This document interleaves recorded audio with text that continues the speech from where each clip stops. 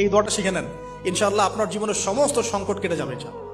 আমি নিজেও এই দোয়াটা বেশি বেশি করার চেষ্টা করি। দোয়াটা হচ্ছে, মুসা আলাইহিস সালাম একটা গাছের নিচে হেলান দিয়ে বসলেন, বসে দেখলেন দুজন মেয়ে দাঁড়িয়ে আছে দূরে, পানি নিতে পারছে না। লোকজন পানি নিয়ে যাচ্ছে, ওরা দাঁড়িয়ে আছে বেচারি। মুসা আলাইহিস সালাম গিয়ে বললেন, কি সমস্যা আপনাদের? এটা নিয়ে আপনারা আবার মেয়েদের সাথে কথা বলার চেষ্টা করেন, ঠিক আছে? তো মাহারাম গায়রা মাহারাম মেনে চলে। তারা বললেন যে আমাদের বাবা অনেক বৃদ্ধ মানুষ, আমরা পানি নিতে পারি না যতক্ষণ না আমাদের কম পানি নিয়ে চলে যায়। মুসা আলাইহিস সালাম একটু বললাম না, ফিজিক্যালি খুব স্ট্রং ছিলেন, থাকে না বডি বিল্ডার, সামনে গিয়ে কথা বলে সরো পানি দিতে দাও, তখন মানুষ একটু মূল্যায়ন করে না।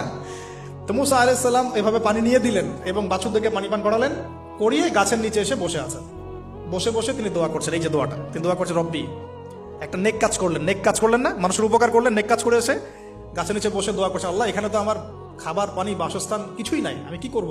রব্বি ইন্নি লিমা আনজালতা ইলাইয়া মিন খায়রিন ফাকির, রব্বি ইন্নি লিমা আনজালতা ইলাইয়া মিন খায়রিন ফাকির। আবার বলেন, রব্বি ইন্নি লিমা আনজালতা ইলাইয়া মিন খায়রিন ফাকির। অর্থ হচ্ছে, হে আল্লাহ, তুমি তোমার পক্ষ থেকে আমার উপরে যে নিয়ামতগুলো দিবে, আমি এর জন্য ফকির হয়ে বসে আছি। আল্লাহ অর্থ বুঝে পড়বেন ভাই, নামাজ রোজা হজ যাকাত যাই করেন আল্লাহর ওয়াস্তে অর্থ বুঝে পড়বেন।